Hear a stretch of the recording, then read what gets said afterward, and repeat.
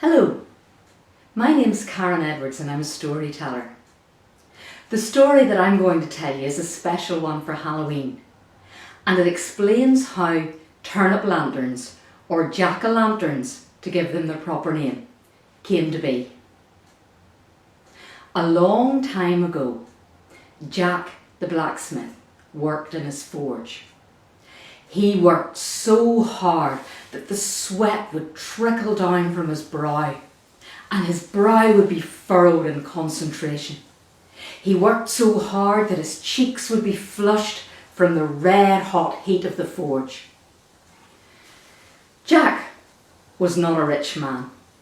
He had many children, and it always seemed that no matter how hard Jack worked, he never had a spare penny or a spare minute to enjoy himself. But nevertheless, Jack was very happy, and he was well liked by the community all around him. Jack didn't insist on payment when people came to get jobs done. He would be content with payment in kind.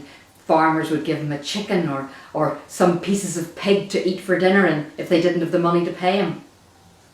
Nevertheless, Jack sometimes wished that he had a bit more money. One day, Jack was working away in his forge when a little figure appeared in the doorway. He was wizened and crooked and wrinkled and black. Jack had never seen him about in the town before, and he was puzzled when the little old man asked him what his favourite 3 wishes would be in the world if they were granted. Jack thought it was some sort of a joke, but he decided to play along for his own amusement and just to brighten the day. Well, when people come to my workshop, often they want to borrow tools, but they're not very good about bringing them back. I would wish that if anybody ever borrows one of my tools, that until they bring it back so that I can put it back in its right place, it would stick to their hand. Oh, well, that's easily granted.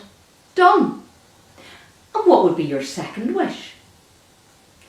I have an apple tree out the back of the forge, and the apples on that tree are the most juicy, succulent, tasty, rosy red apples you've ever seen. I would wish that if anybody steals the apples from my tree, that they would stick to the apple on the tree, and then I would know who is thieving my apples, because I like to have an apple at the end of the day when I'm parched with thirst from working in the forge all day. It quenches my thirst. And I'm worried that so many apples are being stolen from my tree that there won't be any for me. Done. And what about money? Would you not like some money? Well, I'm quite happy. But a lot of the time, people don't pay me with money. They pay me in kind with chickens or pieces of pig. It would be nice sometimes to receive more coins, and then I could keep them in a purse and save them up for when I'm no longer able to work and I would still have plenty to live on. Done. All your 3 wishes will be granted for the next 7 years, and then I'll come back for you. Come back for me? What do you mean? Well, you can't have your wishes granted for nothing. There's always a price to pay. But I don't understand. What do you mean? Do you not know who I am, Jack? Slowly, a great fear was beginning to dawn on Jack. I am the devil, and in 7 years' time I will come back for your soul. But in the meantime, you'll have all your wishes granted. No, I don't want you to take my soul. Well, then you can't have the 3 wishes. Jack thought about it. It was a very attractive prospect, and 7 years was a long time. Who knows what could happen? Jack decided to go along with it. Very well, I'll see you then.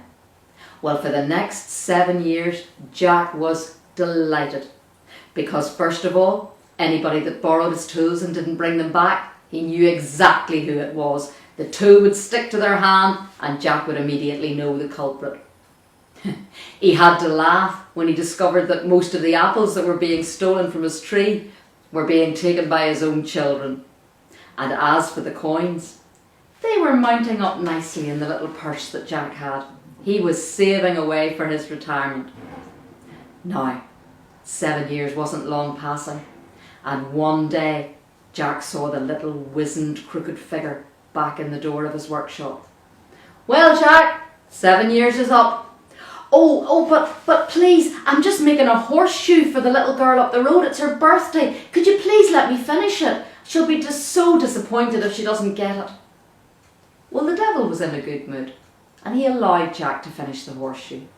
And so engrossed was the devil in watching Jack at his work that he was completely fooled when Jack asked him to pass him the hammer, and the hammer stuck to the devil's hand. Oh, take it off, take it off. He jumped about the workshop in a fury.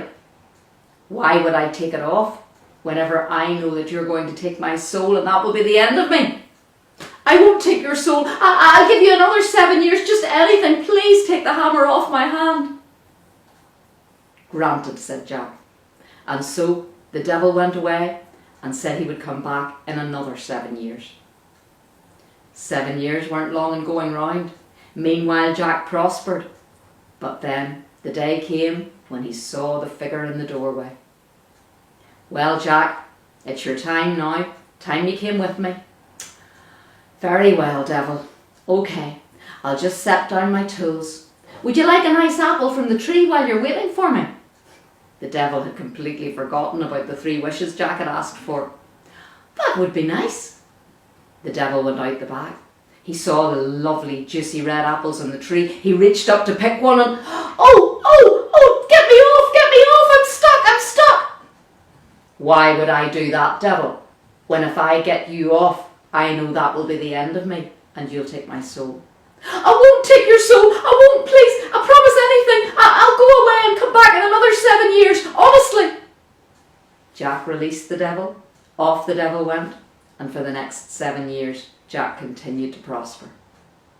But the 3rd time the devil returned, he was wary. He wasn't going to be fooled by Jack this time. Jack knew there was no way out of it.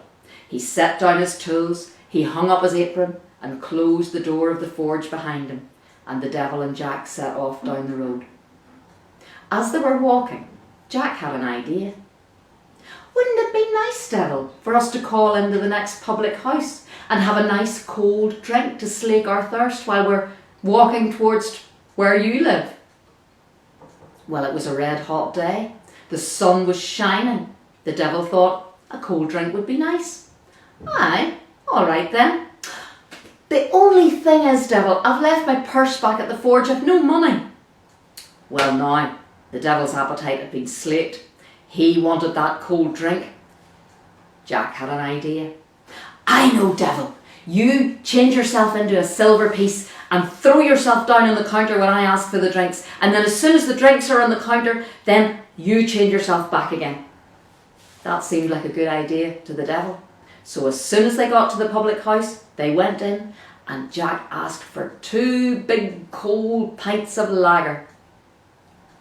As soon as the publican put the drinks on the counter, the devil changed himself into the silver piece. But before the publican could put the silver piece in the till, Jack grabbed it, put it in his pocket and ran all the way back to the forge.